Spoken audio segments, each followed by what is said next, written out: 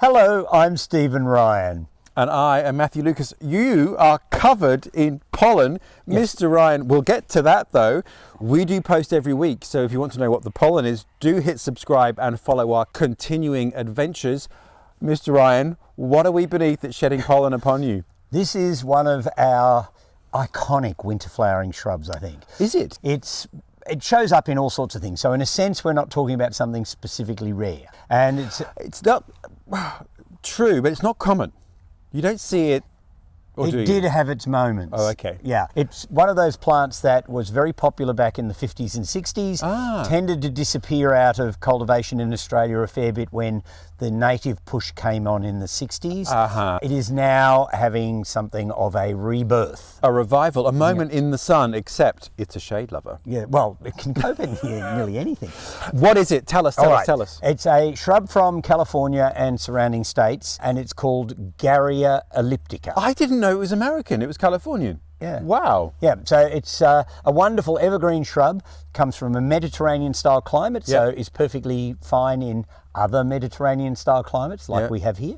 It's often grown in England as a wall shrub, so they often grow it flat as an espalier on a wall. What a beautiful Which idea. Is a fantastic way to grow it, I have to say. Goodness. Look at the pollen. Yes, it's pollinating me on my shoulder as Oh dear, be careful. Yes, we don't want to become a plant. No. So, Garrya elliptica, it was named after Nicholas Garry, who was I was going to say Gary, but Nicholas Garry. Yeah, Nicholas Garry. It's very rare for a plant to actually get a name of somebody's Christian name. It's nearly always their surname, I have to say. That seems to be the norm. Nicholas Garry was the secretary of the Hudson Company in America, and he helped Douglas with his great expedition into the west of North America, and so therefore got Garrya named after him.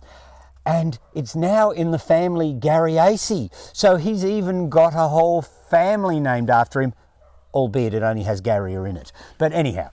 I need to stop touching it because clouds of pollen are coming my way. It has the most beautiful habit. I had no idea it's Californian. So given it's from a Mediterranean climate, what about its hardiness? I mean, for example, you get light frosts here. It seems like a flourishing and happy specimen. Light frosts are fine. You'll have no problems with it. And lots of people in England grow it. Certainly lots of North American gardeners grow it. It is one of those plants that is very tolerant. So it'll go down to quite low temperatures. It will also go up to quite high temperatures. It's fairly drought tolerant once it's established. And it's a fairly foolproof plant. It does, I might add, make a very large plant. So it's actually, verging on small tree status.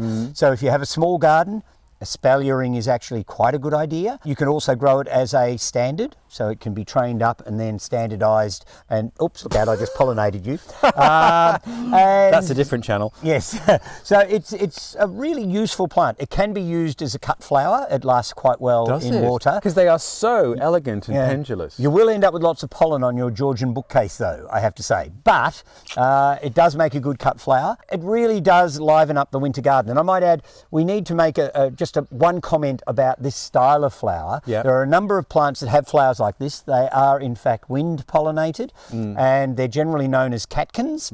And you tend to have female and male varieties in these plants. Now, Garrya elliptica should always be purchased in a male form because the male one gets quite long catkins. The female one has short, stubby little catkins, unfortunately.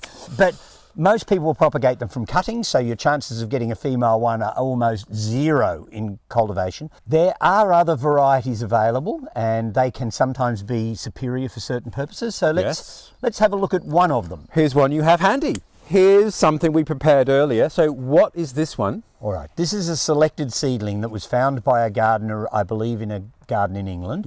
And it just has much longer catkins. It does, my goodness. It's a good... Or it's at least a third longer. Yes. And that's consistent. Yes, because it's cutting grown, so it's going to stay the same. Right. So this one was named after the very gardener that found it, and it's called Garrya elliptica James Roof. James Roof. Yes. Wow, well done, James Roof. Yes. Now, the other thing you need to know about James Roof, it has a much more open... He's a lovely boy. Yeah, he's probably a lovely man, but it has a much more open habit. So for espalier work, it's ideal. because it's easier to tie back and train against a wall. Yeah. It's not as tidy a garden shrub though. Right. So that's one thing you've got to consider. There is also another hybrid out there which I haven't a sample of to show, but it actually has more or less catkins of the normal length, but it makes a very compact bushy shrub. And for a male plant, it's got a very strange name. It's been called evie. Evie. Yes. Yeah. So there's a Garrya that's got a gender issue going on out there somewhere. So there is one called evie. There is another variety out there that I'm hoping will eventually come into Australia if it hasn't already got here, that was developed at the Botanic Gardens in Dublin, and it's called Glasnevin Wine, and it has burgundy colourings in that would be in beautiful, the catkin. wouldn't it? So yeah, so it's a wonderful and interesting and different winter flowering plant. I don't know what it is about it, but it reminds me of velvet curtains and oldie worldy things. I don't know, and it's so tassely, it's really beautiful. So let me just recap then. In terms of its light requirements, I often see it in part shade, because there's one growing near me which I adore. What is its ideal condition then? Well, it's perfectly happy in part shade to full sun. Right, so it can take full sun. Oh yes, it can grow right out in full sun. Being that sort of classical sort of Californian Mediterranean style plant, it grows in sort of scrubby country, so it gets a lot of sun. And given its origins then, I imagine it's fairly drought tolerant. It is. It makes a very good drought tolerant shrub. It's an ideal plant for southern Australian sort of conditions, really. You know, I just always assumed it was one of those amazing Chinese plants. Yeah, well there you go. And I always thought it needed shade and it was a water lover. Wrong, wrong, and wrong again. Yeah, exactly. So there you go. So it's one of those plants that I think should be used a lot more. If I have any negative thing to say about it, and sometimes you just have to, it's sometimes you do. I am a glass half full kind of guy, but carry on. Yeah, all right. With your criticisms. It's not exactly a criticism. The foliage is interesting, but it's rather matte and rather dull in summer. Yeah. So the plant itself does not have a great summer presence. So for me, I'm very happy to grow it because I want it for its winter effect. Yeah. But if I was going to be tricky about it, I would try and grow a herbaceous climber up through it.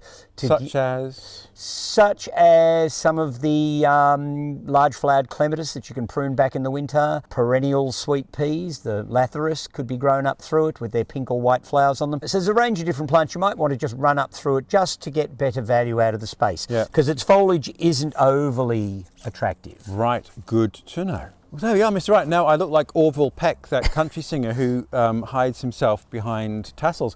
It is such a beautiful thing. I didn't know any of those things you just said, and that is why we are here, is it not? It is. You get to learn something, I get to look smart. I love Garrya. Garrya. Yeah. Named after Gary. Nicholas Garry. What could we be doing next week? Well, let's hope we're doing some other wonderful plant, or in fact, looking at some interesting techniques. Could do. So until then, you need to subscribe. We do post every week to follow our continuing adventures, and we look forward to seeing you next week. We certainly do.